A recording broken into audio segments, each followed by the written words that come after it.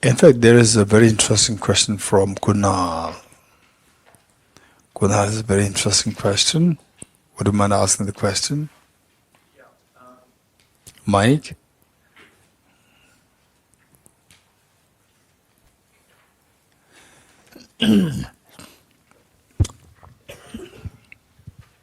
So, during the ultimate analysis of your loved one, I reached to the consciousness part and I couldn't break it down further.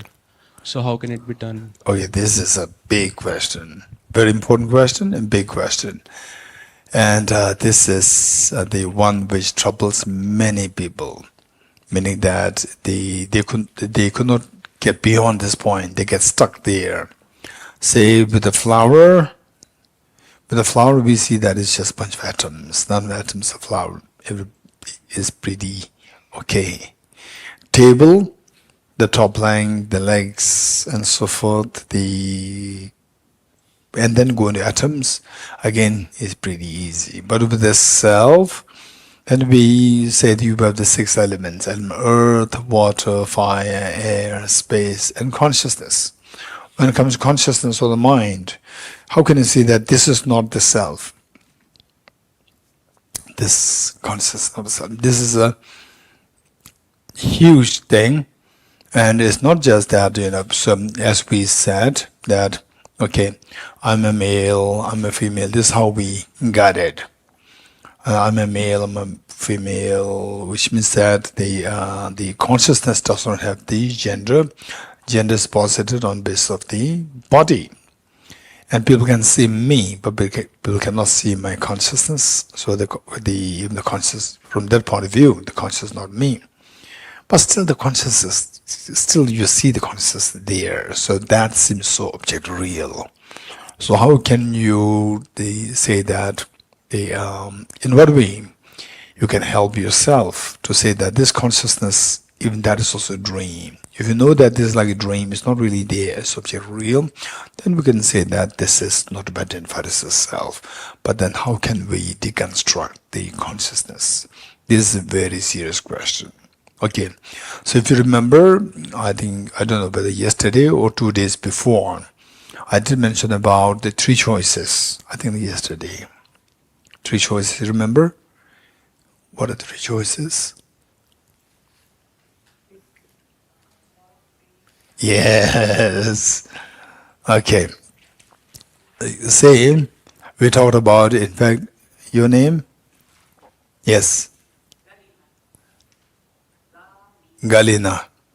So Galina was talking about, before you have a child, right? What is this? So much headache, right? Whenever a child you say, oh, it's beautiful, the child smiles, right? Okay. So this is what Galina said.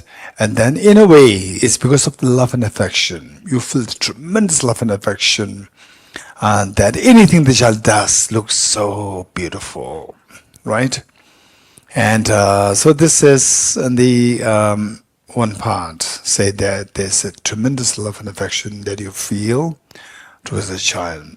There's tremendous love and affection. And then something goes wrong to the child, there's so much pain. So one choice is so much love and affection and so much of pain combined together. Mixture, right? Second choice is no pain, no gain, right? Oh, who cares, right? So, okay, say oh, that's no, I don't. So because you don't love, so at the separation, there's no pain, right? No pain, no love, no pain. The third one is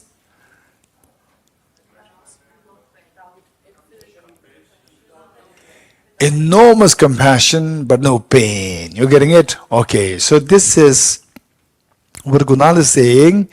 If we can succeed with the answer to Kunal's question, then this, of the 3 options, which did you choose? If there is a choice. The last one, number 3. What's the last one? infinite compassion but no pain, right? That is possible if we can get a convincing answer to the question asked by Kunal. Okay, in other words, this is known as emptiness of the mind, emptiness of the pain. Pain is a mental state. Pain is a mental state. Emptiness of pain, emptiness of mind. So for the flower, we deconstruct the flower by seeing where's the flower, going into the cells, DNA molecules, atoms, and then you see that the flower is nowhere to be seen. Then how do you deconstruct the consciousness or the mind, your mind? The pain is a part of the mind. If you see the pain is like an illusion, then the moment you see that, for example, say, when you see that something is actually, there's so much of fear there, like it be like in a dream, nightmare. You wake up and the fear dissolves. What makes the fear dissolve? What makes the fear dissolve when you wake up from the nightmare? By knowing the reality that what happened in the dream is not real. When you know that, the fear in the dream dissolves. Likewise, you see the pain is like a dream. It's not real. It's not object real. The pain dissolves. Likewise, you see that your consciousness, your mind is also like a dream, not object real. Then attached, the clinging to the consciousness as the self will dissolve. So for that, how can we see the emptiness of the mind? If you know this one thing and how to meditate on the emptiness of the mind, well, then you get the pain being a part of the mind, you'll be able to see the emptiness of the pain as well. Okay, so for the mind, there are several ways of doing it. In fact, two things. One is Gunal's job, and the other one is somebody has to remind me, and that the two things. So today is the fourth day. We have 3 more days. 3 more days or 2.5 days. We are closing on 10th.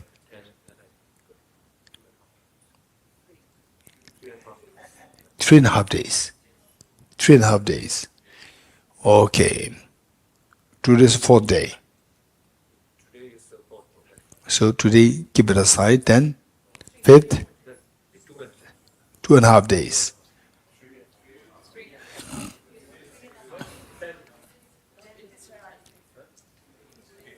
Today is? Today is 7. 6. Today is 6. Oh, yeah. That's 7, 8, 9. Okay. So we have 3.5. Okay, so what we do is that we'll spend either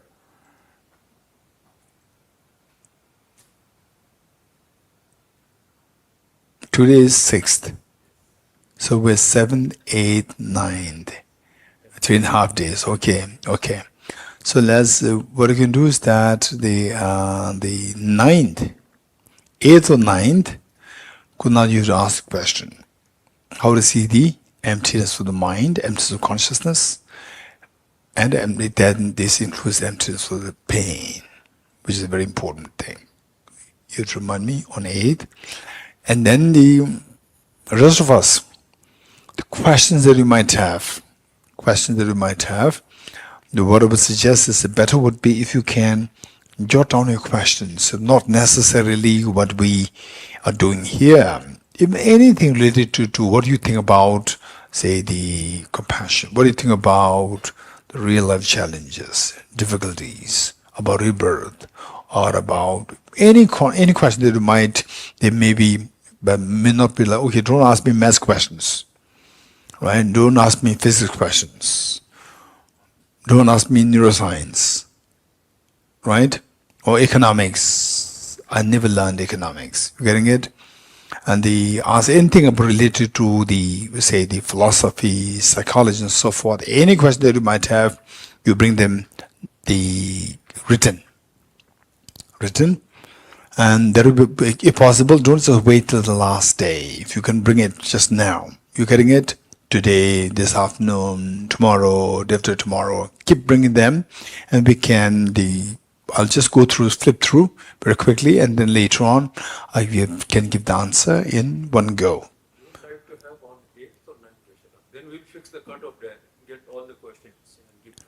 No, the best is give the questions to me from now. Yeah. Keep giving me. Keep giving me. Some cutoff period. Don't worry. No. No. Yeah. Let's keep it a holiday retreat. Yeah. Okay. But don't wait till the last minute, right? In a way, what Ajirji is saying is very practical. Otherwise, people, yes, I have many questions. Finally, no questions come. This is my experience. Because there are some people, particularly some of the hosts, they say, Geshe, we have so many questions. Please give one session for questions. Are you sure? We say, yes, many questions. I said, okay, now this session is for this 1.5 hours for question answers. And then I said, and no questions. No question. This is my experience. So bring them written from this afternoon. Keep bringing them. And then meanwhile, I'll know that they are serious questions. For example, say, Kunal's question came, well, we just casually met. Okay, so like this, we bring them written. Okay. I will consolidate them and pass to you. Yes, this is the best thing is pass it to Sonamla. Right, this is the best thing. Pass it to Sonamla and then keep Sonamla. Don't just keep accumulating. As you get it, give it to me. Yeah. Okay, because that I have to flip through. The good thing is that if I get questions in advance, I get a question, I read it, and then I don't really have to think, because that in the process, the mind is thinking automatically. So this is amazing how the mind works. You got a question in advance, you read it, okay, this is a question. Okay, now you just prepare other things, and it's just processing inside. This is amazing. Yeah. Okay, good. So, Kunal, your question is on? On 8th, good. Don't forget. Good. Your question is so good. It's really good. It's a very important question. Okay, because nobody wants pain. And then if you learn how to see the emptiness of the pain, how to see the emptiness of the consciousness, that would be very helpful. Good? Okay. So let's turn to the text. I think we're on page number 2, verse number 4. Page number 2, verse number 4.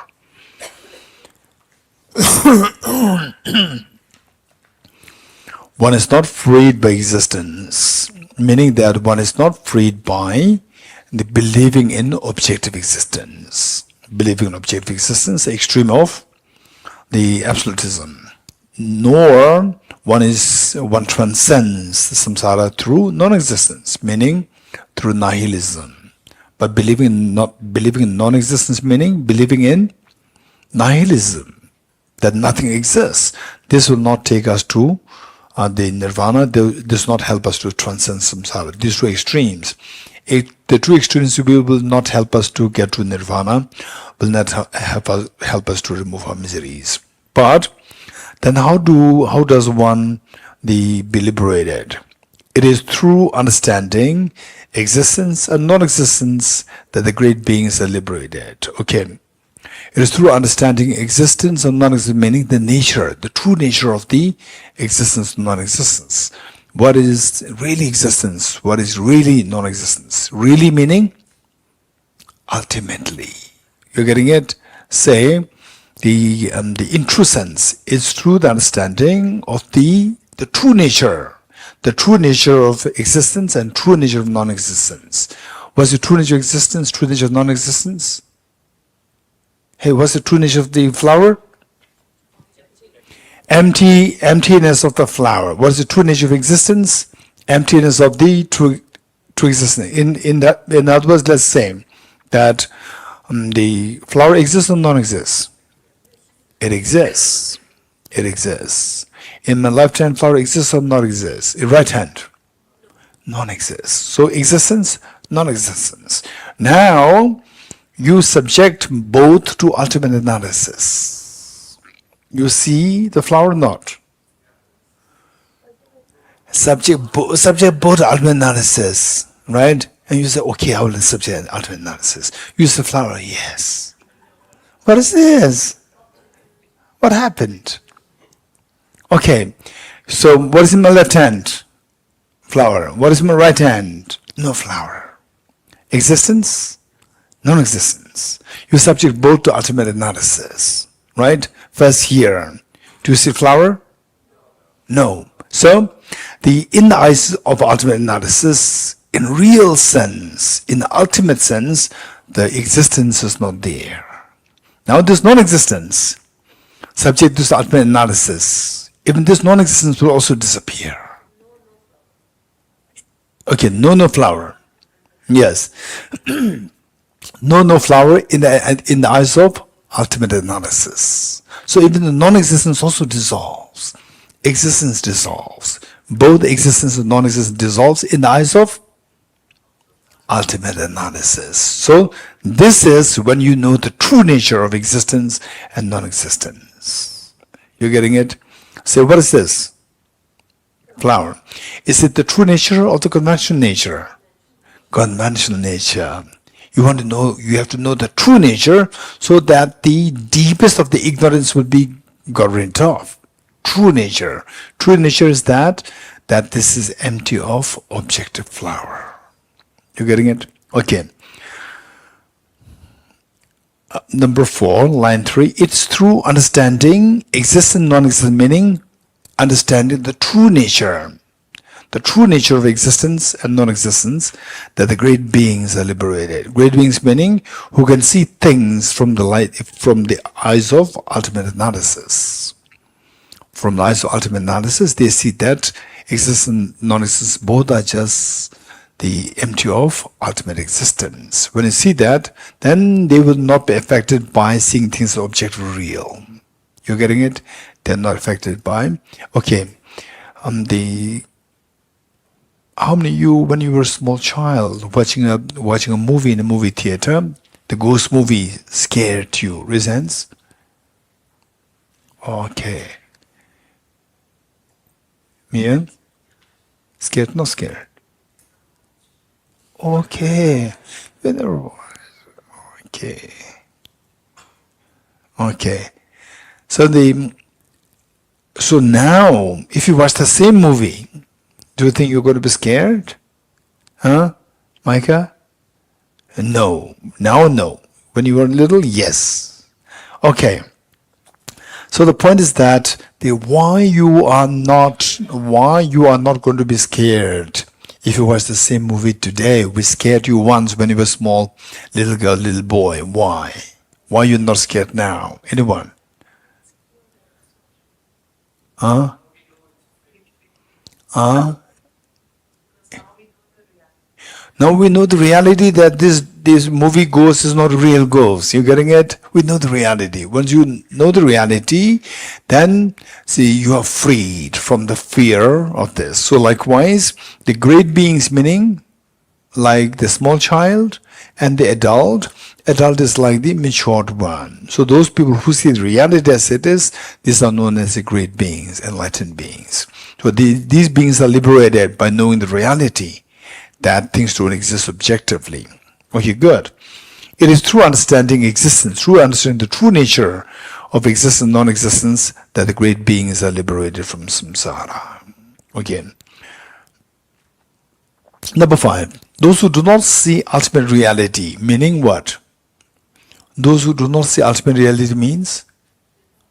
Those who do not see the emptiness of objective existence. If you don't see the emptiness of objective existence, what do you see? Then you see things as objectively real. You believe things as objectively real. Those who do not see ultimate reality grasp at samsara and nirvana as truly real. Okay. Now, how many of you grasp at the dream? What is that? The movie goes as a real ghost today. How many of you grasp that the movie ghost is real ghost today? No one. Okay, because you know that it's not real. So likewise, say those who grasp samsara nirvana is real. These are the known as the what? The childish. Those who do not see ultimate reality grasp as samsara nirvana. But those who see ultimate reality possess no pretensions. So don't delete this, just underline this and give the alternative translation, reification. This is a beautiful word, reification. R-E-I-F-I-C-A, reification. Reification, reify. Okay, anybody who likes to quickly check your mobile to see what it means, reification. Reification. But anybody who likes to check your mobile quickly? Mobile allowed, not allowed to bring? Not allowed. Huh? Reification. Anybody who... Okay, Kate, check it? Yes. Okay, let's all listen to your name, Mian. Your name? Mian. Reification. How was the meaning? Or something which is abstract, but you concretize it.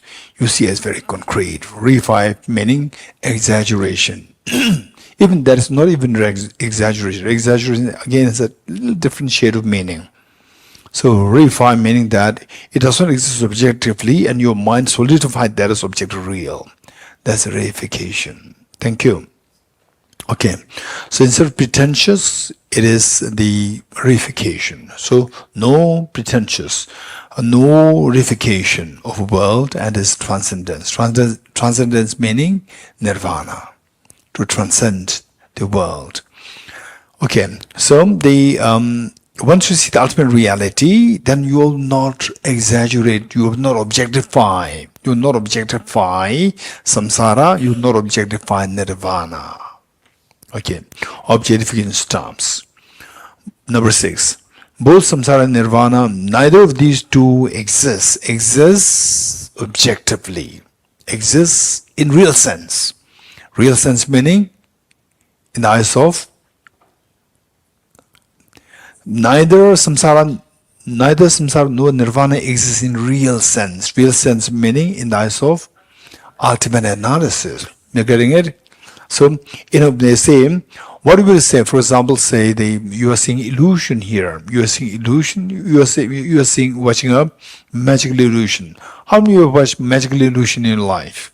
How many have seen magical illusion in life? Raise hands. Magical illusion. Have you never seen magical illusion? How many have you never seen magical illusion? Everybody's seen magical illusion. Yes. Yes. Kate. Yes. Yes. Okay, anyone who has not seen magical illusion in your life, we've all seen magical illusion. If you've seen, so let's say that say I'm waving and you see a blue flower in my hand. You're getting it? Yes, blue flower that I'm waving. And then you know that there's no blue flower at all in this room, and still you see the blue flower. So what do you conclude? That's a magical illusion. You're getting it? That's a magical illusion. Right? Okay. So, what do you mean by magical illusion? Do you agree with me that magical illusion means it's not really there? You're getting it? It's not really there, but it appears. Raise hands if you agree with me. It's not really there. So what you said is that everything is like, don't say everything is magical illusion. Everything is illusion-like. Don't say everything is illusion. They're illusion-like. Meaning that they appear in one way, but they don't exist objectively. So therefore, they don't really exist. They don't really exist. They do exist, but they don't really exist. You getting it? Okay. So with this in mind, it says number 6. Both samsara and nirvana, neither of these two exist, meaning really exists, or truly exists, or ultimately exists. The total understanding of, okay, exists, neither of these two truly exists. The next, the total understanding meaning the real understanding, or ultimate understanding, final understanding. The final understanding means ultimate analysis, conventional analysis, ultimate analysis. The total understanding of cyclic existence, meaning that to see the cyclic existence of samsara in ultimate analysis, if you see that, this is referred to as nirvana. You're getting it? Okay. In a loose sense, what is nirvana? Tell me, in a loose sense, according to your own understanding. Just raise hand quickly. Raise hand. Raise hands. How many of you have some understanding of nirvana? Raise hands. Raise hands. Okay, only few hands there. Otherwise, you don't have any idea what nirvana is. Nirvana is like a piece of cake. Huh? What is nirvana? Seeing things how they truly exist, personal liberation. Oh, it doesn't matter. Just speak your mind. Don't be so scared. Just speak what comes to your mind. What is nirvana? What is liberation? Liberation from what? Liberation what? Liberation from ignorance. Quick. Going beyond duality. Duality is very complicated. He's good, he's bad. This duality, just transcend duality. Good. Anyone else? Yeah. Be awakened from both the dreams, conventional dream, unconventional dream, and then just leave behind all the dreams. Amazing. Become fearless. Nirvana means fearlessness. Okay, that's beautiful. So much compassion with no pain. Yes, Antonji. End of suffering. Very good. Let's make it very simple. Nirvana, end of suffering. Anyone else over there? Moksha. What is moksha? Freedom from cycle of birth. But people celebrate the birth. People celebrate birthday. Right, and if somebody doesn't greet you, you feel so sad because this is very important. But on the other hand, we are talking about the freedom, right? And yet, your name, sorry? Raj. What Raj said is very important. People who celebrate the birth, these are, in a way, is like childish. People who celebrate the stopping the birth, this is wise. These are liberated beings. You getting it? Birth. What's good at it? Tell me. With the birth, you have the sickness, aging. The day when you're born, you cry. Nobody, born with smiling. You agree? If you don't cry, somebody will slap you. Why? So that you can breathe properly. If you don't breathe, you'll die. Right? So therefore, there's nothing good. You begin the day with crying. And yet we celebrate it. Birthday, right? It's my birthday. So what is there to celebrate? It's very funny. Yes, we can work on Bodhicitta, right? Okay. It's beautiful, it's amazing, right? It's amazing. But how many people who celebrate birthday, right?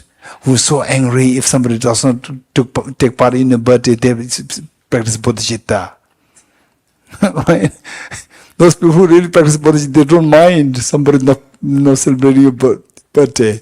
Right? Okay, the boy there. No, you don't quote me. I'm asking your point of view. Okay, question come later. Okay, ask. People like us who celebrate birthday are childish like that. But nowadays people also celebrate death anniversary. This is not celebrate. Observe. Observe and celebrate is very different. Observe with sadness. Of course, they are so wise to remember the death. This is very sad. This is not good. They don't just show a blind eye. That, and you have done so many good things. Even to rejoice in somebody else's good deeds is so precious. So when you say observe the death anniversary, it's not celebration. It is the observation. You just observe the death ceremony, saying that you have been so kind to me. You have made such a great impact to the other people. The needy people are benefited by you, were benefited by you, and so forth. Recalling the person's good qualities. Recalling the good qualities is an extremely good way by which to activate the seed of compassion, seed of good qualities within yourself. This is so precious. That in celebrating birthday is very different. Celebrating birthday means champagne and so forth, right?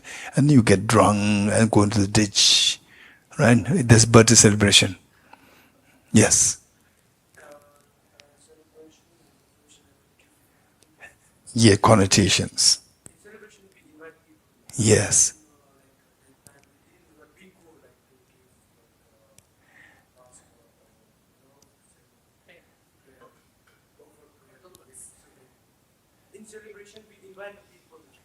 In the death anniversary also we invite, but please come. Yes, of course. We send the invitations. Invitation means Listen. What is my invitation? Invitation means to invite. Invite. You getting it? So celebration, you also invite. With death anniversary also, you invite because you send an invitation. The invitation. If you don't know, I'll send you an invitation. I'll send you some copies of invitations. Okay, so we have to now go through this. Okay, good. What is Nirvana? This question. You getting it? Okay. So the point is that the same Nirvana, as the anthropologist said, end of suffering. You getting it? End of suffering. End of tears. When do the tears come? Mentally you feel so down. Yes? When do you mentally feel so down? Okay, and I don't know if I'm dying. Okay, let's put it like this: that how the mind works, sadness, pains, tears are the tears. Of course, tears, there are two kinds: tears of joy and tears of sadness too. Tears of sadness is because of what? Tears of sadness is a physical expression.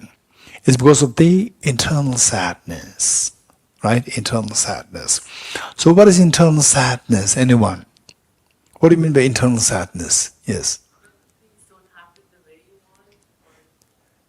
When things don't happen the way you want, right? I don't want to see my mother passing away and she left me. That's so painful. That's sadness. Okay. So what happens is that the mind becomes heavy. Right? The mind feels hollow, heavy, and so forth. And the mind doesn't want that. Okay. So how the mind works, this is very important. There are many new, the young ones. So that mind works, there are so many functions of the mind, one of which is known as the 5 ever-present mental factors. 5 functions are there. Of course, there are millions of functions, of which 5 functions are so important.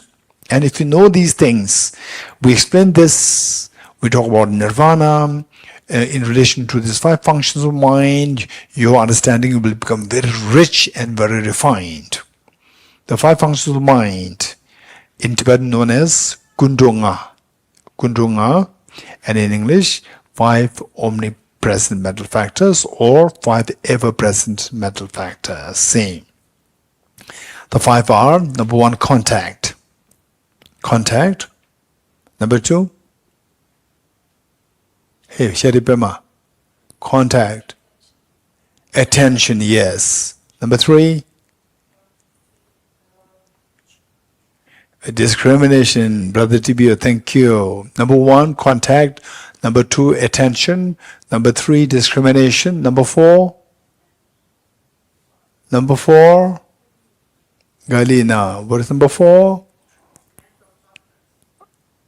Number 4, anyone? Brother TBO? Huh? Yes, Indrajit, thank you. Number 4, feeling. Number 5, intention. Very good. Okay, let me repeat it. This is the benefit of studying things very systematically. Ipshita. This is the benefit of? Yes. Right? Okay. Suddenly, if you know these things, then the Dharma practice becomes extremely beautiful. You're getting it? Doesn't mean that you will be transformed the very next day. But even if it takes like 5 years, 10 years, 20 years, 30 years, 40 years, few lifetimes, still that process, journey is going to be very beautiful. It's so easy. You don't really have to force yourself by knowing this mechanism. So what are the five mental factors? The factors and referred to as the 5 omnipresent mental factors or 5 ever-present mental factors. What are they? Contact, attention, discrimination, feeling, intention. You're getting it? Okay, today I'm not too happy to see that there's nobody who could give me all these 5 on your fingertips, right? One gave me A, another gave me B, somebody gave me C, right? So no one person could give me all. I'm little, okay, right? Okay. Oh, the 5. So how they work? So when we talk about the agitation, mental agitation, we talk about who said that the Nirvana is to get away from, to have the maximum compassion with no pain. Who said it? Yes. Okay. Now, no pain. To want to know what is no pain, we have to know what is pain. What is pain?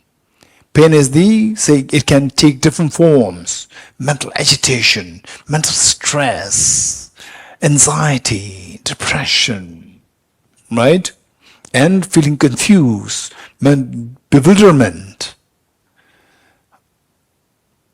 and feeling overwhelmed, right? There are so many versions of the mental pain. And how do they happen? We have to know the mechanism. Simply by knowing the mechanism doesn't mean that your pain will go without a way. No, we have to know the mechanism and then see how to work with this. It becomes very easy for us. So, then number 1, let's say that you want a peace of mind. Okay, Deer Park is a very beautiful place. Yes, it is a very beautiful place. Very beautiful place. And then you want, okay, finally I'm away from the very complicated neighbor. Or I'm away from the complicated family. Right? Or I'm away from the complicated workplace. Or whatever. Now at peace. In fact, I remember the late Dr. M.S. Gill. Yes. So when he was here, I think last time, what he said was that, Geshe, we are breathing oxygen. He's from Delhi. Delhi, the air pollution is so bad. So he said that, Geshe, we are breathing oxygen here. This is very true. It's really amazing. But then what about Delhi? Hey, how many are from Delhi? Raise hands. Here. Okay, there are several of us from Delhi. So what is Delhi like? Breathing oxygen? No. So what is Delhi? Is beautiful, not beautiful? Huh? Huh? Good or not good? Not good. Okay. I consider Delhi is very good, amazingly good. You know why? I'm not exaggerating. Okay, so let's see, right? I see the depth, not dependence. Look, I see Delhi is extremely beautiful place, amazing beautiful place. Why? Once I was invited to give a talk in Pune University. And then my aeroplane landed in Pune Airport. Mean, you understood what I'm saying, right? Mean? You understood what I'm saying? Yes, you understood what I'm saying. You heard it before? Okay, then you do not understand what I'm saying. Okay, so I landed, and my host came to receive me at the airport. And he said, Geshe, it's so hot, we are sweating, it's so hot. I said, no, it's so pleasant.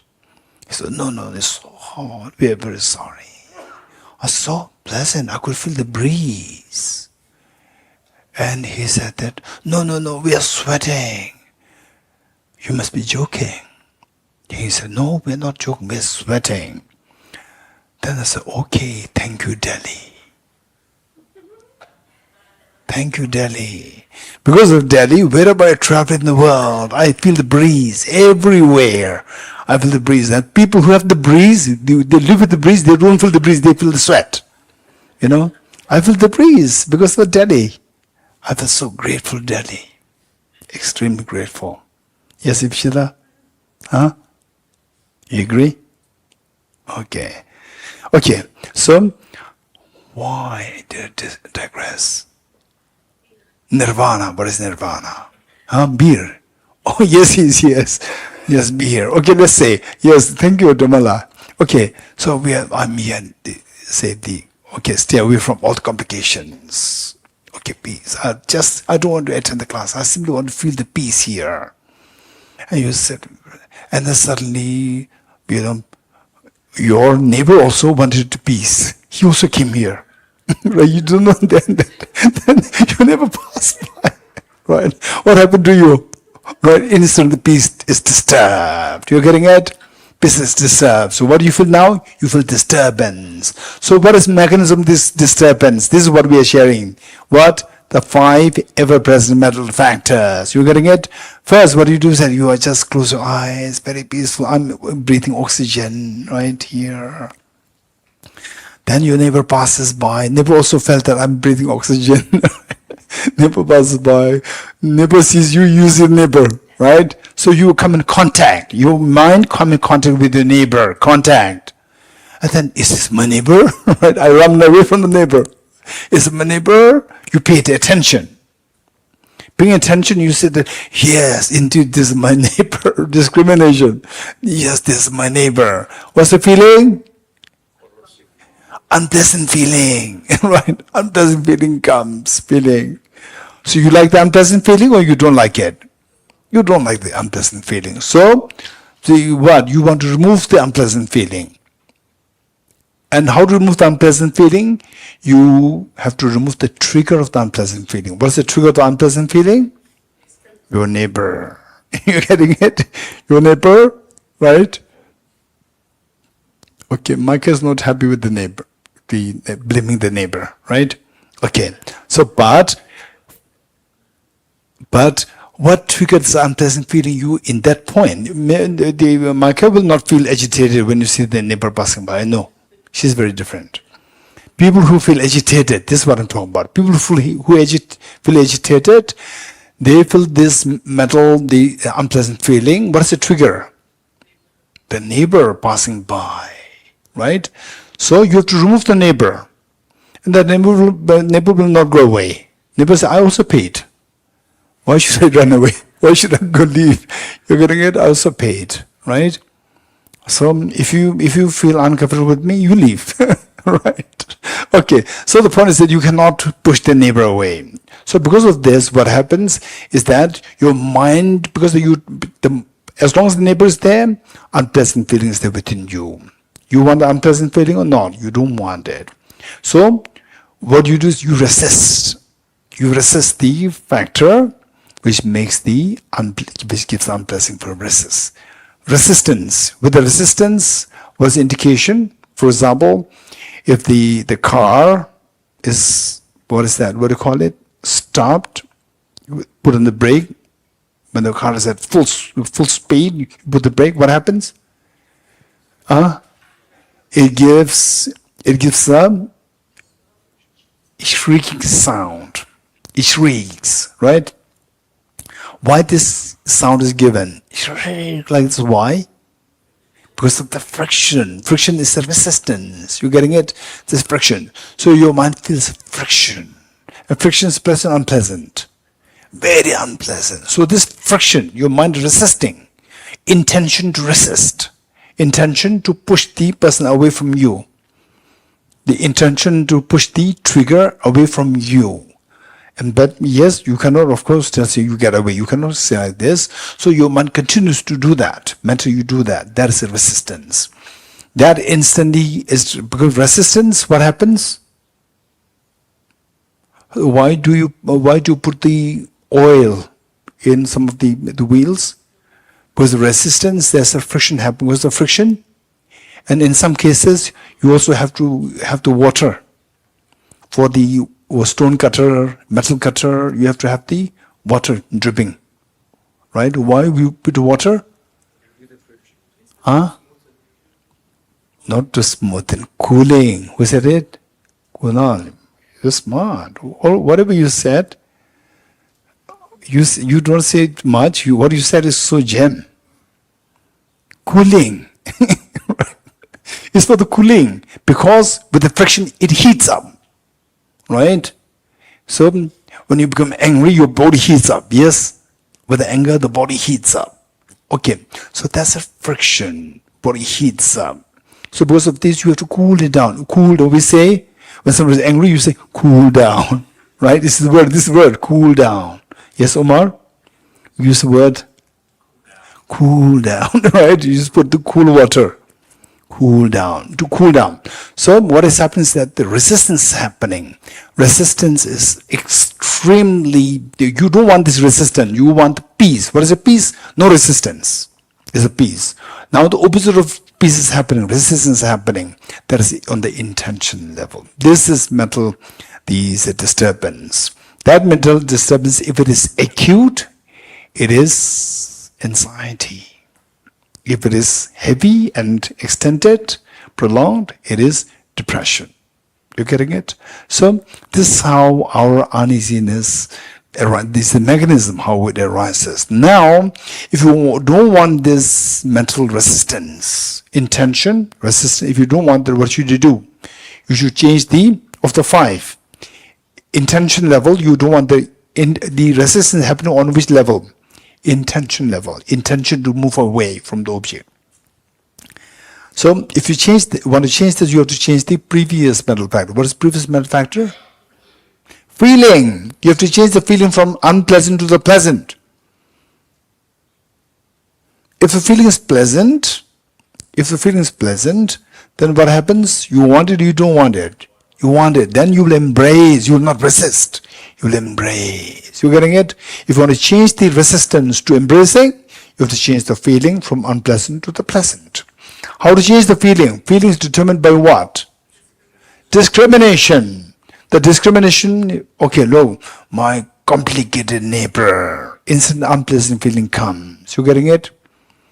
And then how the Micah said, oh, my opportunity to grow comes. Yes, Micah? My opportunity to grow comes, not a complicated person, right? This person who gives the opportunity to grow, that person comes. Opportunity, what's the feeling? Pleasant, unpleasant, right? Challenge, always same thing. You can see there's challenge or you can see there's opportunity, right? Most of us will see there is a challenge, but Micah will see there's an opportunity, right? Micah says, oh, the opportunity comes, right? Then what happens? Pleasant feeling comes. So seeing this as an opportunity, not as a challenge, this is discrimination. So this discrimination is decided by attention and contact. So you need to have the contact with the rich information. You need to have contact with rich information, deep information, vast information. Then you can process it in any way you like. Or you can look at it as challenge or as opportunity. From the two, I'll pick up the opportunity, right? If you have only one option, one information, complicated. If there's only information that you have, then naturally pleasant feeling will be unpleasant. Whereas if there are two options, then you'll go for, oh, there's a great opportunity for me to grow from this. So you see the number, contact and the attention, these are two. This will tell you how broad, how deep, how rich is your information that you have. The richer, the broader, the deeper the information, you become very stable, your mind will not be affected. You're getting it? This is the point. From this, what we're learning here, emptiness concept. Emptiness concept, how it happens is that it changes the information that you get about emptiness. Everything is empty of the objective reality. When you understand this, then the information that you get is so profound. So profound. Because of this, then they say that a complicated person comes, right? Oh, even that is also my dream. You getting it? Say contact with the person, paying attention, and the discrimination. Even this complicated person is also the dream-like complicated person. Is also coming from my mind. Then it's like you meet with the complicated person in the dream. You wake up. Oh, I dreamt of complicated person, but you're not agitated. You getting it? If you still feel very agitated, it's time for you to go to mental hospital. Right? After come out of the dream, and still you feel so angry with that person, something's wrong with you. Whereas normal people, when you wake up, it was just my dream. I had a fight with the complicated person, but it was just my dream. The moment you see that dream, your mind subsides. You getting it? So this very profound understanding of the emptiness, discrimination, will change the unpleasant feeling to the pleasant or neutral feeling. Actually, it's an extremely pleasant feeling to see the emptiness. Feeling is extremely subtle and very pleasant. So you like this pleasant feeling or not? Calm feeling. You like it or not? You like it. So the intention will embrace the dreamlike nature of the phenomena. You getting it? This is extremely important information. This comes from the Buddhist psychology. And what we are studying here is the Buddhist philosophy. Combining the two, we can see that this is how we can liberate ourselves. We can make every situation as a factor for your happiness, to get away from miseries. Okay, good. So which verse are we reading now? 6 is done. Okay, let's see. Then number 6. The thorough understanding of cyclic existence. What is the thorough understanding of cyclic existence? Cyclic existence means samsara. To know samsara, the true nature of samsara. What's the true nature of samsara? What's the true nature of samsara? Raise hands. Raise hands. Raise hands. Yes. Impermanence. What is the true nature of samsara? Somebody make me happy the last 3 days. Yes. Ishita, thank you. Right? What we have been studying is true nature. True meaning ultimate analysis. True has a connotation of ultimate analysis. In the eyes of ultimate analysis, samsara being empty of objective existence. This is the true nature. Once you know this samsara as empty of true nature, what happens to your mind? Disturbance comes or disturbance calms down? Disturbance calms down. Right? The mental agitation calms down. The samsara meaning mental agitation, mental disturbance calms down. Sorrow calms down. That is nirvana. You're getting it? See the true nature of samsara, you experience nirvana. You're getting it? So it says, the thorough understanding of cyclic existence. This is referred to as nirvana. You're getting it? Okay. Number 7. Just as cessation is imputed on the disintegration of a recent entity. For example, let's say that let's say this water. It says what? Just as cessation is imputed on the disintegration of an arisen entity, so the water which already arises, which is already arisen in the glass, is already existent in the glass. When I drink it, it finishes. So the water disintegrates. Water is no more. So that is known as the cessation of the water. Just cessation is imputed. Imputed meaning cessation. What do you understand by cessation? It means something which was there and disappears. That is known as cessation. Likewise, what is nirvana?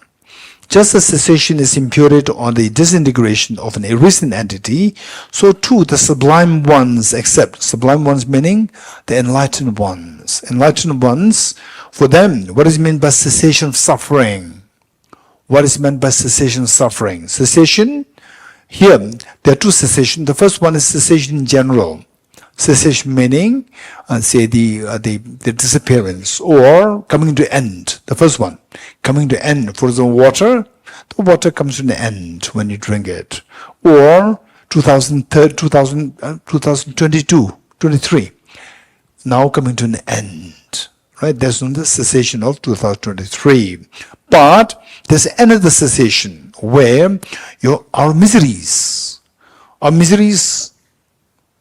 thus far, our miseries never ceased. Our misery never ceased. If it does cease, if it does stop, the misery stop, that is nirvana. You getting it? So that cessation, when will this misery stop? 2023 stops on its own. Right? When 2023 came into existence, now the November, December, 31st. And then the next day finished. 2023 is what the finished. Okay, that is the cessation of 2023. Naturally it happened. But our suffering, when will the cessation happen? Naturally? Hey.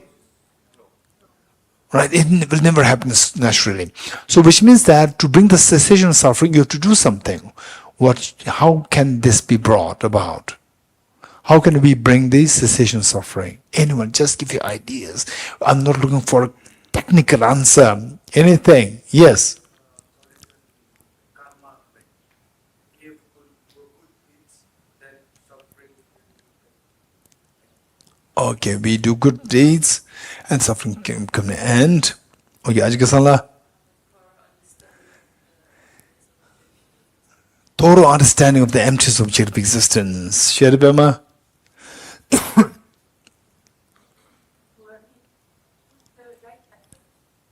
Just put the right effort. What effort? Realizing wisdom of emptiness. Perfect. Sawangizala. By? Okay. So the many people, they know the problem of alcoholism, right? They still continue. It doesn't stop. Okay, yeah. No, and stop it. Right? Don't just leave it there. No. Okay, the girl here, what's your name? Mani Diva, yes, tell me. That's good. And stop and bring an end to this self-grasping ignorance or self-grasping. Wonderful. Ending the concept of separateness. Concept of separateness, meaning that we are separate or we are not separate. Conventionally separate. Ultimately not separate. Very good. To know that ultimately there's no separation. There's no oneness, there's no separateness. Right? Amazing. Very good. So, okay, where are we? Which one? 7? Okay, yes. Just as cessation is imputed on the disintegration of an arisen entity. How many of you understood these first two lines? How many understood the first two lines? Let's say the cessation is imputed. Cessation, for example, let's say 2023. Let's say 2022. Did it arise one time? Yes, it was arisen one time. Now it's already gone. It's gone. So we talk about the cessation of 2022. So let's say that Just as cessation of 2022 is imputed. What do you mean by cessation 2022? It means the disintegration of 2022, which was once arisen. You're getting it? This is how we understand the cessation. Now, the cessation of suffering is known as Nirvana. What is that cessation? We talk about cessation. Nirvana is something so important. What is that? So to the sublime ones accept cessation that is illusion-like. Meaning that, okay, let's say that the self, others, anything. Let's say that, okay, let's say talk about the pains. You think about the pain. You meditate on the pain, and you see the emptiness of the pain. You subject the pain to, you subject the suffering to ultimate analysis. What do you see? You see that the suffering is objectively empty. In other words, in your mind, the suffering dissolves. You getting it? So suffering ceases. In the experience of your ultimate analysis, suffering ceases. So the suffering disintegrates in that experience. So if you can sustain that experience, if you can sustain the experience with confidence, then that is Nirvana. You're getting it? Nirvana is where you say where the suffering dissolves in the experience of emptiness. In also ultimate analysis, suffering dissolves. Suffering dissolves means suffering stops. Because in the ultimate analysis, there's no suffering. You agree or not agree? In the ultimate analysis, there's no suffering. Yes? Suffering dissolves in the ultimate analysis. So if you stay in this ultimate analysis, suffering dissolves. So the suffering dissolves. That is meaning of the cessation of suffering. Cessation of suffering is Nirvana. So what is Nirvana?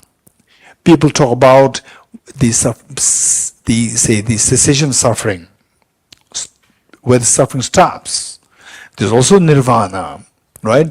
Now the real understanding, the deepest of understanding is the experience of emptiness. Experience of emptiness in a very stable experience of emptiness, where where your miseries dissolve. Let me repeat it. Stable experience of emptiness where your suffering dissolve. This is known as Nirvana, cessation. Where stable experience of emptiness where your miseries dissolve. Miseries cease. Cessation. You getting it? Okay.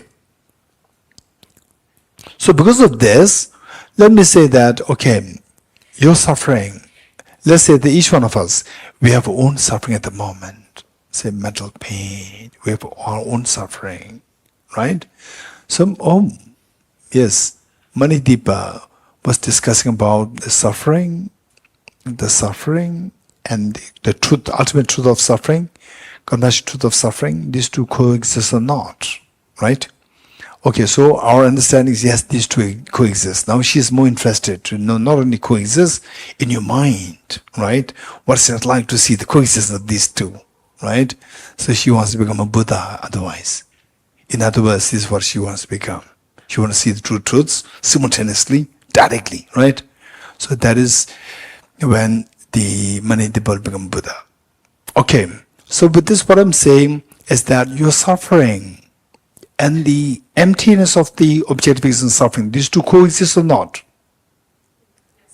Interesting. So what Deepa, said, brought up is part of this coming year.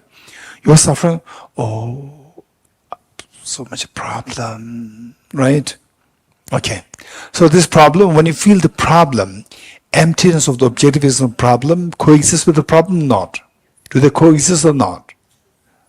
Yes, resents. Okay, you and the emptiness of you coexist or not? Yes, you? Oh, not sure. I'm confused, resents. Okay, which means everybody is sure. Okay, these two coexist, meaning that, say, the two truths coexist. Two truths coexist at all times. With every phenomena, the two truths coexist. Right? Your suffering and the emptiness of this suffering, this also coexists. But how your mind sees, that's different. Your mind may not see the two together simultaneously. Your mind, can see these two directly, these two consecutively, not simultaneously. Right? Okay. So if they exist together, so suffering is samsara nirvana. Hey, what happened? Right? You're doing the emptiness, right? Ultimate analysis. Huh? Suffering samsara nirvana. Suffering samsara. And the other side, which coexists with suffering, is emptiness suffering. When you experience emptiness suffering, then you experience nirvana. So in a way, emptiness suffering is nirvana and suffering is samsara. So samsara and nirvana coexist. You're getting it? It's because of this. Okay, of course, we'll read it from the following passages as well. Oftentimes, as mentioned, that samsara and nirvana, these are two things. These are the same thing. It doesn't mean that samsara is nirvana, nirvana is samsara. Don't say that. Don't ever say this. Samsara is never nirvana. If samsara is nirvana, you don't have to put effort. We don't have to come to even Delhi is also nirvana. You don't have to come to Deer Park for the oxygen. You're getting it? So the point is that samsara and nirvana, never ever say that these two are one. Don't say samsara, nirvana, nirvana, samsara. Don't say that. But it's, for example, saying the flower and the emptiness of flower. Emptiness of flower, is it flower or not? Emptiness of flower, is it flower or not? Huh? Emptiness of flower, is it flower or not? No? Okay, Mike, what do you think? Why do you think that the emptiness of flower is not the flower?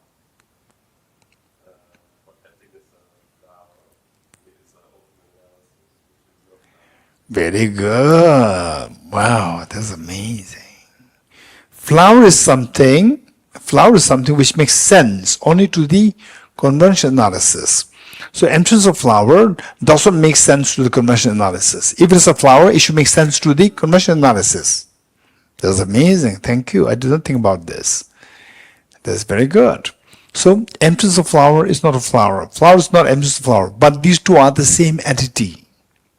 These two are the same entity. Meaning that the same thing seen in two different ways. Right? So one side is flower, other side is. Don't say the two sides are the same. These two are the two sides of the same coin. The two sides are not the same. You getting it? One side is, this side is facing you, not facing me. Other side is facing me. These two are not the identical. These two are not the same. But these two are the two sides of the same coin. Likewise, what is it? The flower and the emptiness of flower, these two are not the same. But these two have the same nature. These two are the same entity. Entity wise same. You getting it? Okay. And another point, that by seeing the flower, okay, why emptiness is not flower, why flower is not emptiness, I'll tell you. Another point. What the Mike said is very beautiful. Let me say it, but another way. There are many ways of putting it. The flower is not emptiness of flower because when you see the flower, my afflictions do not subside. When I see the emptiness of flower, my afflictions should subside. You getting it? So this is the difference. Therefore, the flower is not the emptiness of flower. Emptiness of flower is not the flower. But these two coexist. Yes? These two coexist. Likewise, samsara, suffering and the emptiness of suffering. These two coexist. Yes. So this side is suffering. You look at it, it's very painful, right? Suffering. You look at the other side, emptiness suffering, what happens? Your pain subsides, right? Pain subsides, suffering disappears. That is nirvana. So, samsara, the pain is samsara. Emptiness of pain is nirvana. You're getting, it's beautiful, right? Okay, let's say the Mount Kailash. Mount Kailash, the Ajiji is going to take us to Mount Kailash, right? And the Mount Kailash, Ajiji said that Mount Kailash is so beautiful, extremely beautiful. Spick and span, clean, it's so beautiful, right? And then group A and group B. So but Ajiji said that we all need to have goggles to stop the glare, snow glare, right? And the group A, you get the goggles from a very high quality goggle. And then whereas group B, very low quality goggles, right? Okay. Which means if the glasses are not clean. And group A with the very clean glasses, high quality goggles. Group A and group B go together, and then the group A, right, and then sees the Mount Kailash, Buddham Sharanam Gacchami. So happy, wow, it's amazing. Group B looks, what is Buddham Sharanam? What is it? Look at it, very dirty Mount Kailash. Guru is, what are you saying? It's so clean. You're getting it? So, Group A is seeing the Mount Kailash very clean. Group B is seeing the Mount Kailash very dirty. Right? Okay. So, the Mount Kailash seen by Group A is Nirvana, so pure. Mount Kailash seen by Group B is Samsara, so impure. You're getting it? So, are these two the same object or two different objects? It's the same object seen in two different ways. Right? So clean, the feeling is very pleasant feeling. So dirty, the feeling is very unpleasant feeling. So Mount Kailash as seen by group A is Nirvana. Mount Kailash as seen by group B is Samsara. You are looking at the same object. So suffering and the emptiness of suffering. Suffering, your pain increases. Seeing suffering, your pain increases. Seeing the emptiness of suffering, your pain decreases. That is Nirvana. You're getting it? Okay, so it says that, so too, these verse 7, third last line, so too the sublime ones, the enlightened ones, accept cessation. Which cessation? In the form of nirvana, in the form of cessation of suffering, that is illusion-like. To see things illusion-like, that is when your misery is stopped. That is a cessation. That is nirvana. We will stop here. Right? It's also like that still it's not time up. It's already time up. That's amazing. I really appreciate. He says that you are shocked. Why? Why stop the class? Okay.